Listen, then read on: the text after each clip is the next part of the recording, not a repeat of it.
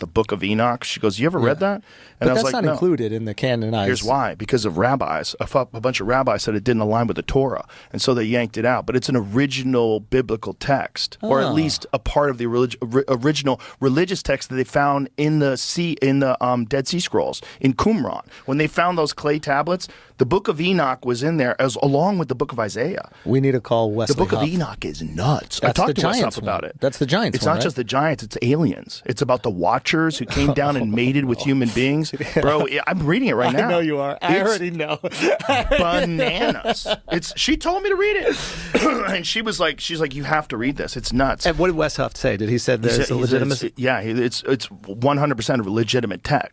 It's legitimate religious text, but they decided not to include it because it's so nuts and because it goes against what the writings of the Torah. Right. So, but it was a few rabbis. Just a few rabbis decided. If the Book of Enoch was included in the Bible, it changes the whole story of the human race. Why would the rabbis decide what goes into the Christian? They had that kind of power. They just decided that it doesn't get included in the canon. This is a long time ago. But yeah, I mean, this is like around. Well, who decided to canonize Bible, right? This is like Constantine time, right? Well, that's for the New Testament, right? And so with the Old Testament, you've got Wes Huff would be the guy to ask all these questions. Oh, wait a minute. Enoch was included in the Old Testament. Oh, it's old as fuck. Oh, okay. Not only is it old as fuck, when they found it, they also found a version of the Book of Isaiah. This is one of the things that Wes Huff told me that was really fascinating. They found a version of the Book of Isaiah that is verbatim the same as the version of Isaiah that was 1,000 years later, which they thought was the original. Unbelievable. That's what's crazy. For 1,000 years, they maintained the exact same story verbatim, writing it down and passing it on. And the Book of Enoch's in there with that. And the Book of Enoch is bananas. Yeah, I think we might need to do a little deep dive on the Book of Enoch. The bloodlines of the Bible, including the Book of Enoch script. What if the Bible isn't just spiritual, but genealogical? And what if some of its most important bloodline details were pushed outside the canon, not erased? Because in the ancient world, bloodlines weren't just family records. They were the framework of authority, inheritance, priesthood, kingship, and legitimacy. From the beginning, the Bible tracks lineage on purpose, and that tracking doesn't stop with the familiar books. Ancient texts like the Book of Enoch expand on what Genesis only hints at. First, the line of Adam splits into two directions: Cain's line tied to violence and corruption, and Seth's line, the preserved line. Genesis says, Seth's descendants called upon the name of the Lord. Enochic tradition adds that this line guarded knowledge, while the world around them fell into chaos. Then comes the part Genesis mentions briefly, but Enoch explains in detail. The Watchers. Enoch describes beings who descended, took human wives, and corrupted human bloodlines.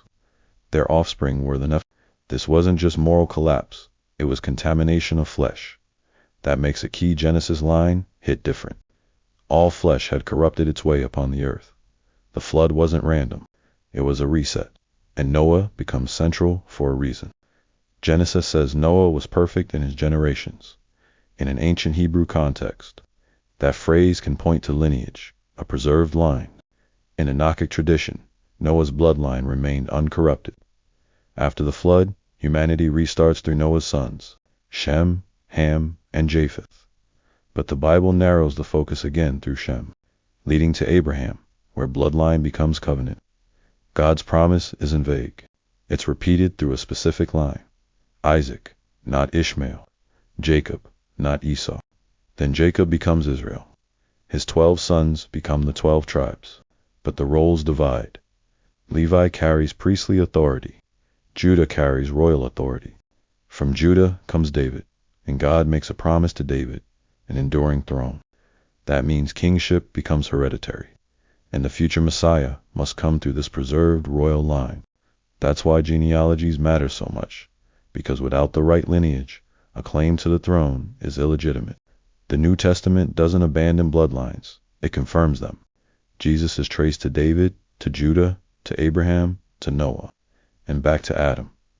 Two genealogies appear because one establishes legal kingship, and the other establishes biological descent. So when you read the full ancient record, including Enoch, you see why bloodlines were guarded, why the flood mattered, and why the promise had to move through a preserved line. The Bible isn't hiding bloodlines.